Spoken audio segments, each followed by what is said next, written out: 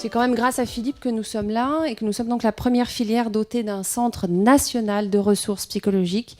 C'est vrai, j'aime pas le mot plateforme parce que ça a des représentations un peu particulières, même si nous sommes au téléphone et derrière nos écrans d'ordinateur pour répondre. Mais bon, voilà.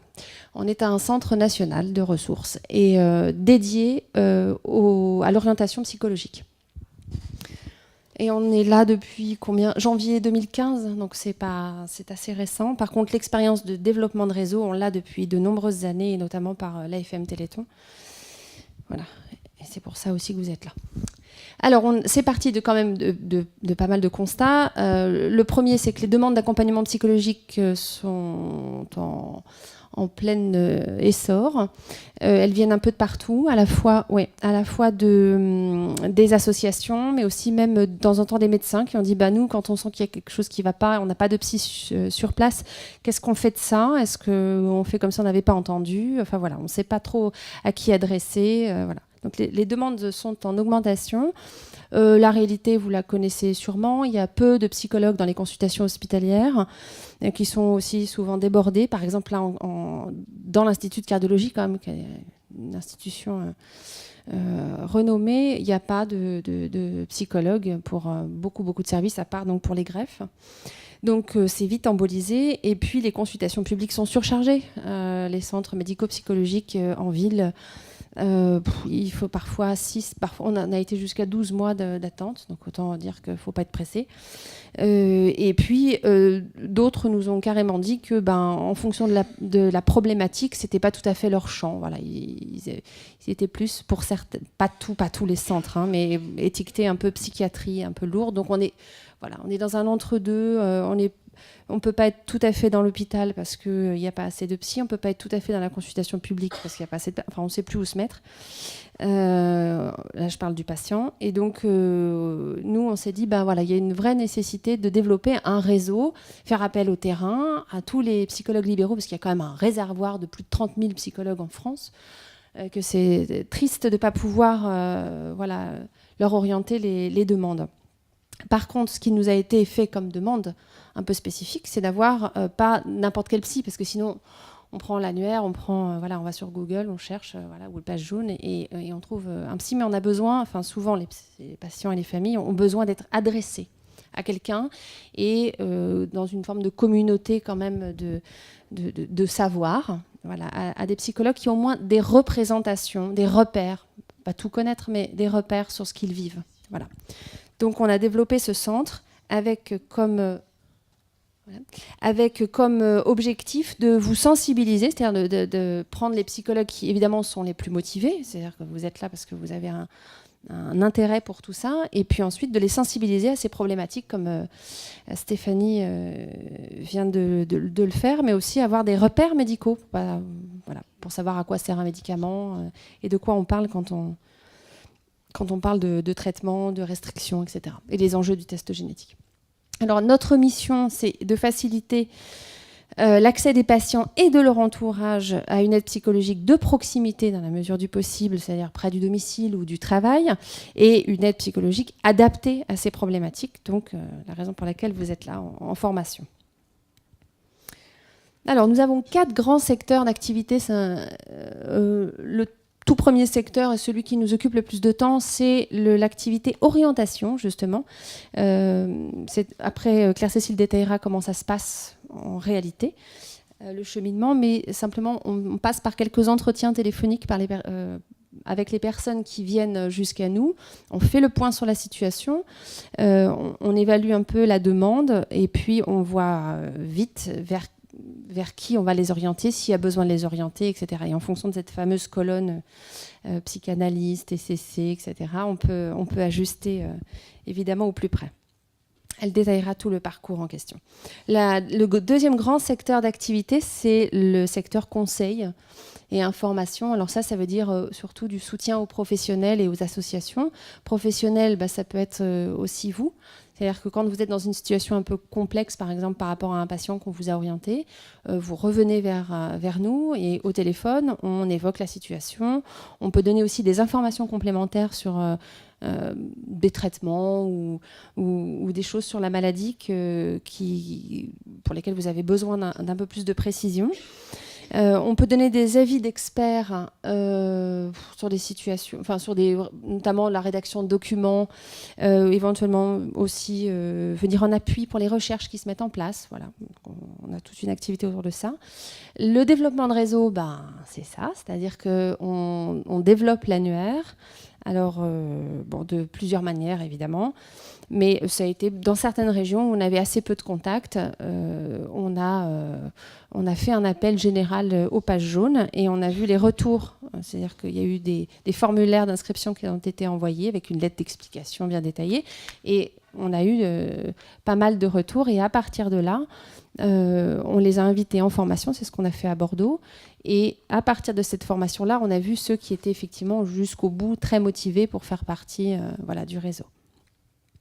Voilà l'annuaire. Et puis on coordonne un groupe de travail des psychologues qui travaillent en cardiogénétique là, sur toute la France, ce qui est pas simple à mobiliser puisque voilà, c'est beaucoup de temps. Donc c'était 2 réunions par an dans la mesure du possible.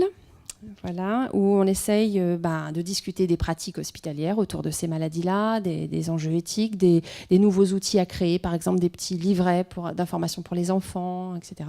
On évoque des tas de choses. Et puis le volet formation, voilà, on est bien là-dedans, qui évidemment va de la conception de la formation à l'organisation, à la fois in situ, c'est-à-dire qu'on va en région et on rencontre les psychologues de notre annuaire, et puis à distance par le biais que tu avais dit tout à l'heure, des webconférences, notamment. Alors, tu veux parler des principales demandes ? Alors, les principales demandes... alors, non, il ne faut pas que tu restes là. Pardon. Désolée, hein, c'est le... Voilà. Les principales demandes que nous avons, donc les personnes nous appellent généralement, ça va reprendre un tout petit peu ce que Stéphanie a évoqué déjà, suite à des morts subites récupérées, je trouve déjà le terme en soi, mais enfin voilà. Suite à des deuils. Lors d'un acte chirurgical, pose de défibrillateur, après l'annonce d'un diagnostic, à une étape d'évolution de la maladie qui va impacter sur le mode de vie, sur les projets de vie. Donc il y a en effet les projets de vie, ça veut dire aussi les projets de grossesse, qu'est-ce qu'on va faire pour les enfants aussi quand ils sont déjà là et qu'on apprend pour la maladie. L'errance diagnostique. Voilà, c'est vrai qu'on a beaucoup d'histoires quand même de personnes où il n'y a pas eu le diagnostic tout de suite et puis ils sont passés en pensant que c'était d'abord neurologique, des épilepsies. Les histoires sont assez incroyables parfois quand on voit le parcours médical avant d'avoir le diagnostic précis. Voilà. Donc tous ces éléments-là avec la question de l'impact sur les frères et sœurs, le couple, les relations au travail, les relations dans la famille. Et donc les patients peuvent nous appeler, les familles, c'est-à-dire c'est soit le patient, soit un proche d'ailleurs qui peut nous appeler. Souvent sont là un petit peu pour faire le point avec nous, dans une demande un peu parfois de clarification aussi, rendre un peu de clarté dans tout ce qu'ils sont en train de traverser. Et soit ça va aller vers une demande d'un travail plus poussé, là on va orienter, soit un point 2 au téléphone suffisent pour apaiser un peu l'angoisse ou donner un peu plus de clarté à l'information qu'ils ont reçue, et ça va s'arrêter là, et dans ce cas-là on n'oriente pas.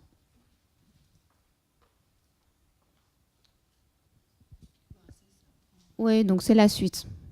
Ça peut être aussi lié à des appels. Les raisons, ça peut être à cause d'angoisse liée au risque de mort imminente. Mais il y a aussi toutes ces questions de l'angoisse, parce qu'en effet, la tachycardie, l'accélération du rythme cardiaque, c'est aussi un des symptômes de l'angoisse. Donc la question de l'angoisse dans ces pathologies-là, elle est quand même très particulière, parce que parfois, comment faire la distinction entre là, ça va plus vite, est-ce que je m'angoisse parce que mon cœur va plus vite, parce que c'est la maladie, ou parce que là, il y a quelque chose qui m'angoisse, et puis tout ça, ça m'angoisse, et puis voilà, il peut y avoir parfois même des moments de panique, et comment apaiser ces moments-là. Et là, c'est vrai que les approches dont parlait Christy, là, c'est très... Moi, je leur en parle beaucoup aussi, des questions de cohérence cardiaque, etc. On en parle beaucoup. La peur des chocs inappropriés du défibrillateur, la question aussi du handicap, de la maladie invisible est souvent récurrente. Et voilà, les contraintes liées au traitement, la culpabilité, etc. Donc concrètement, je vais plutôt passer à celle-ci. Je pense que ça parle un petit peu comment ça se passe. Parce que là, en gros, ce que ça vous dit cette diapo-là, c'est comment nous joindre. Voilà. Le numéro de téléphone, 01 42 16 13 62. Vous pouvez aussi nous appeler si vous avez des questions. Le plus simple, c'est quand même le mail, parce qu'on se fixe un petit rendez-vous téléphonique à un moment où on est tous disponibles, surtout avec les consultations en libéral. Voilà, vous êtes en consultation, nous aussi, donc c'est bien de se fixer un petit temps par mail avant de se parler. Et puis, c'est vraiment, comme je vous le dis, c'est dans les deux sens. C'est-à-dire que nous, on peut vous contacter pour orienter quelqu'un. Vous pouvez nous contacter pour poser des questions, avoir des informations sur la maladie, parce que vous recevez un patient dans votre consultation qui a ce type de maladie, vous posez des questions. Voilà. Et sachant que nous, quand on vous oriente quelqu'un, on a un suivi de la situation. Donc, on va venir un petit peu à comment ça se passe. Voilà, la personne nous appelle, un patient ou un proche. Appelle le centre de ressources. Là, on va avoir 1, 2 ou 3 entretiens selon la demande. Et puis, parfois, ça s'arrête là. Juste quelques entretiens ponctuels vont suffire à ce moment-là. Et puis, peut-être qu'il nous rappellera beaucoup plus tard, peut-être jamais. Mais parfois, ça va juste suffire quelques entretiens ponctuels. Donc là, on gère. Maintenant, quand on sent qu'il y a un besoin d'un travail plus... Puis parfois, la question, elle est là d'emblée. Ils peuvent nous appeler. La demande, ça va être « J'aimerais trouver un psychologue près de chez moi qui ait quelques notions sur ma maladie, qui ait des repères, qui connaisse et qui travaille avec vous. » Voilà. La demande, parfois, est très claire d'emblée. Je veux être accompagnée sur le plan psychologique. Donc, quand la question de l'orientation est là, nous, on prend contact. Donc, on regarde dans notre annuaire, un peu en fonction surtout de la localité. Et puis ensuite, selon ce qu'on a senti dans l'entretien de la demande, en fonction de l'orientation en fait du psychologue et de ce que vous allez pouvoir proposer. On prend contact avec l'un d'entre vous. Le contact est pris. On vous explique un peu la situation, ce que nous on en a compris, voir avec vous comment ça fonctionne, s'il y a de la place, si c'est OK, etc. Voilà, on fait le lien avec vous. Et ensuite, nous rappelons la personne qui a appelé. Nous lui disons voilà, j'ai eu Madame un tel ou Monsieur un tel. Et voilà comment ça se passe. Et en tout cas, si vous en êtes d'accord, vous, maintenant, il attend votre appel. Voilà. Et on va se permettre un petit mot vers vous pour dire ça y est, on l'a eu. Vos coordonnées sont données. Donc, voilà, il devrait vous appeler sous peu. Sachant que s'il n'y a pas de nouvelles d'ici quelques temps, vous pouvez aussi nous dire « il ne m'a pas appelé ». Parce que nous, on les a informés que, de toute façon, on allait reprendre contact avec eux pour voilà, faire le lien, être sûr que tout va bien. Que, voilà. Et si ça ne s'est pas fait, pourquoi ça ne s'est pas fait? Enfin, il y a vraiment un suivi. Voilà. Et par contre, une fois que le contact est pris et que le suivi a démarré, il n'y a plus de raison, sauf si vous avez des questions, sauf s'il y a autre chose pour lui qui se présente et qu'il y a des questions spécifiques, on est là. Mais sinon, on n'a pas besoin d'avoir de retour sur ce qui se passe dans la consultation et dans le suivi. Voilà, donc si vous avez des questions sur comment ça se passe, oui, il y a une mise à jour qui se fait, c'est-à-dire que ça c'est super. Si vous pensez à nous prévenir quand vous changez d'adresse ou quand vous avez un diplôme supplémentaire, une formation supplémentaire, vous nous envoyez un petit mail et nous on fait la modification nous-mêmes en fait. Oui. La mise à jour, vous imaginez que c'est un très gros travail parce que il y a par région une centaine de psychologues. C'est un très gros travail. Si vous pensez à nous quand vous changez de cabinet, de numéro de portable et autres, ou de nouvelles formations ou compétences que vous auriez acquises et que vous avez envie de mettre un petit peu en avant, vous n'avez pas besoin de faire 2 pages, vous nous envoyez un mail. Si on comprend, voilà. Et puis nous, on peut l'intégrer directement à l'annuaire. Vous n'avez pas d'accès direct à l'annuaire. Ce serait trop le foutoir, trop de risques. y compris en termes de confidentialité. Le mieux, c'est de passer par nous, c'est de revenir. Le mieux, c'est de passer par nous. D'abord, nous, ça nous permet d'avoir une vision un petit peu dans le suivi, dans la longueur, et puis ça nous permettra de réajuster des choses. Soit vous pensez à un collègue directement, vous n'avez pas besoin de notre annuaire, vous savez à qui vous voulez l'orienter. Si vous ne savez pas du tout, parce que la personne déménage et qu'elle ne veut pas de suivi téléphonique, par exemple, vous nous appelez, et en fonction de ce qui va être dit là, nous, comme on connaît le réseau, on va pouvoir orienter au plus juste. Le plus simple, c'est encore ça. J'ai eu par exemple une fois une dame que j'avais orientée en Bretagne. Et puis quelques mois plus tard, la psychologue m'a appelée pour m'informer qu'elle devait arrêter le suivi parce qu'elle-même avait des problèmes de santé et s'arrêtait. Et donc elle m'a informé qu'elle avait donné les coordonnées d'une de ses collègues à la patiente.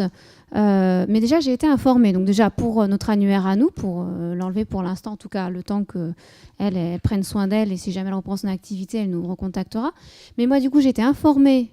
Et j'ai eu dans la tête, tiens, il faudrait peut-être quand même que j'appelle cette dame pour savoir où est-ce qu'elle en est, si elle a pris contact avec la collègue, etc. Et quand je l'ai appelée, ah oui, je sais, elle est partie, elle m'a donné, mais j'ose pas, j'y arrive pas. Enfin voilà. Et donc en fait, il y a eu d'abord cette transition qui a été possible avec moi, parce que moi, elle me connaissait, on s'était au téléphone plusieurs fois. Et puis ensuite, après avoir travaillé ça, moi j'ai appelé la collègue en question que je ne connaissais pas. J'ai expliqué notre travail, on s'est mis en lien, l'orientation s'est faite auprès de cette dame qui avait été recommandée par la psychologue que j'avais moi identifiée. Enfin, vous voyez. Mais pour que ça se fasse, finalement, ça a été plus simple. Le fait que j'appelle et que je m'en inquiète a permis la continuité des choses. Sinon, très probablement, elle n'aurait pas réussi. Pourtant, l'autre avait certainement très bien fait son travail, mais le changement, on sait très bien que le changement de thérapeute n'est pas toujours très simple. C'est pas... Surtout quand le thérapeute s'en va parce qu'il a des problèmes lui-même de santé sur le plan. Donc en fait, il y a eu besoin déjà de travailler là-dessus ensemble. Voilà, ça a été quelques entretiens supplémentaires avec moi, puis ensuite le lien s'est fait... Alors c'est une étape de plus que d'aller piocher directement dans votre annuaire, mais vous avez un avantage par contre, c'est que dans l'annuaire, nous, globalement quand même, on connaît les personnes à qui on adresse. Donc des fois, c'est plus simple. C'est pas facile d'orienter vers quelqu'un qu'on ne connaît pas du tout. Ça marche rarement. Pas, je sais pas, mais rarement.